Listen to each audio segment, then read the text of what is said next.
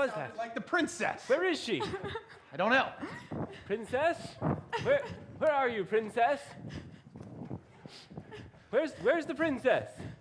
Where's the princess? I know I heard her somewhere. Where? Oh, princess!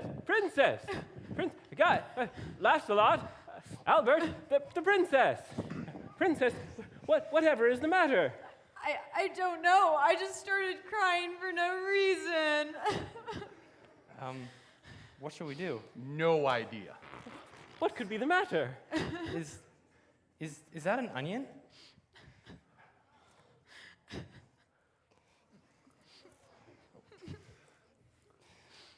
Princess, were you eating this before you started crying? Yes. Princess, onions make people cry. This is ridiculous. Oh, really? Well, I didn't know that. I've never taken a bite out of one before, and, well, I was just so hungry, you see. So all I could find was this onion, and I thought if I just pretended really hard, it would be an apple, and it would taste like an apple. And as soon as I took a bite out of it, I started crying.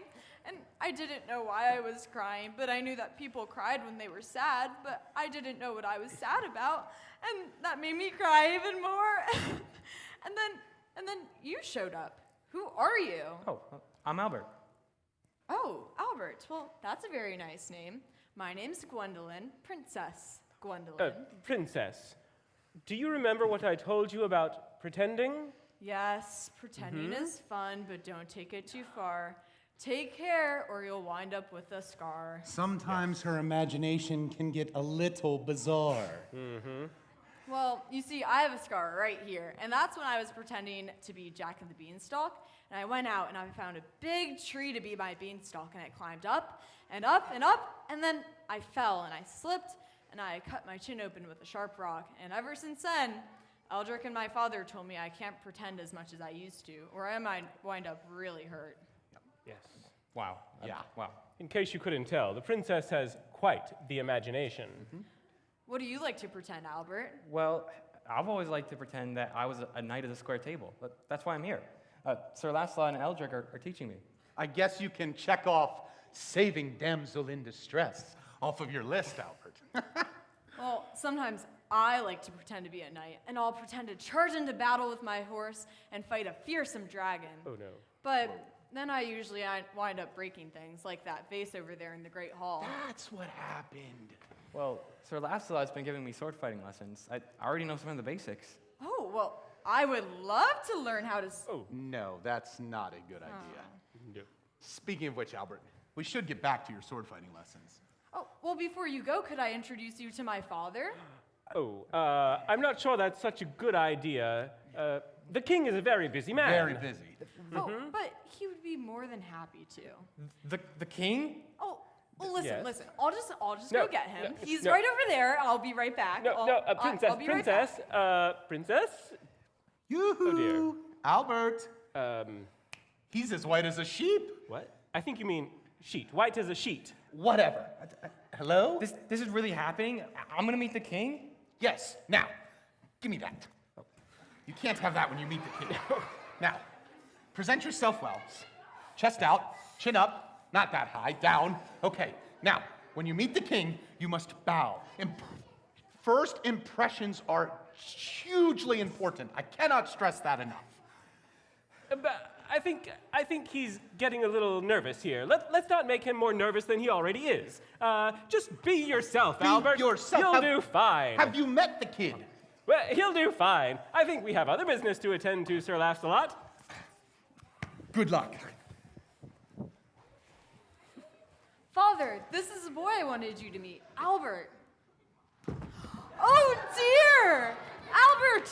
Albert, wake up! Wake up! Hello, your Majesty? It's a pleasure to meet you, young man. You may rise. Well, you see, Albert, Eldrick, and Sir Lancelot found me crying, and Albert figured out right away that it was the onion making me cry. Oh, Gwendolyn, dear, what am I going to do with you? Albert, thank you for helping my very imaginative daughter. Albert's training to be a knight of the square table, and he just got to the castle today. Ah, well, you are most welcome here. Knighthood is a high calling. I rely upon my knights to protect the kingdom and stand for the truth. May you train well and prove yourself worthy. Oh, thank you, Your Majesty. Will Eldrick and Sir Lancelot be training you then? Yes, I had my first lessons just today. Well, you couldn't be trained by two better guys. Albert, I look forward to seeing what God does in your life. But times are busy. I must get going. In 2 days' time, we'll head to a nearby village to settle a dispute between some noblemen. Until then, no more snacking on raw onions, Gwendolyn. Trust me, I will never make that mistake again. All right, Albert, I'm going to go find a real apple this time because I am quite hungry. Do you have any other questions before I go? I don't think so, no. Toodaloo. Bye.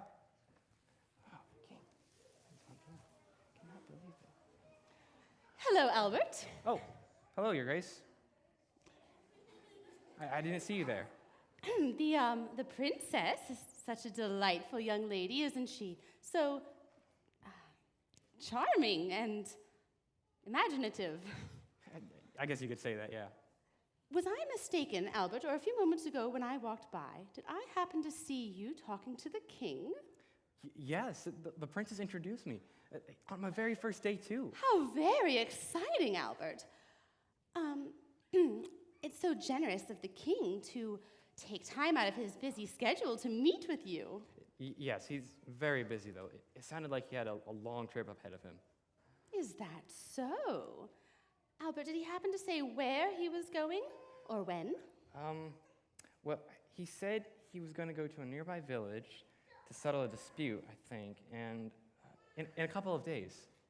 I wonder which village he's going to. Albert, do you think you could find out which village the king is going to for me? I don't know. Oh, well, that's quite all right. It's nothing terribly important. It's just that, I was planning a banquet for the king and for all the nobles. And you see, if I knew when he was leaving and where he was going, then I would know how many days it takes to get there and how many days it would take to come back. And, then I would know what day to put my banquet on, you understand. Oh, well, yeah, I guess that makes sense. I'll have to ask the princess about it. Oh, wonderful, Albert. I knew I could depend on you. If you do this for me, Albert, I won't forget it. Oh, thank you, Your Grace. Eldrick, Sir Lancelot, I'm back. Oh, hi, George. How are you, boy? Albert, how did it go with the king? Were you nervous? Did you make a good impression? Wait, that reminds me of a joke. All right. Which one of the knights never doubted himself? Certain. Ha! Get it? Certain? Certain? Oh, come on, that's a good joke. Sir Lancelot, George and Arnold, Albert Arnold. What's your name? I don't remember.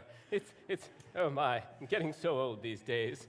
Albert, George and Albert, they've had enough of your jokes for one day. Maybe you guys are right. Maybe I do need some new material. Wonder if Sir Percival can help me out. Perhaps. Albert, I have something to give you.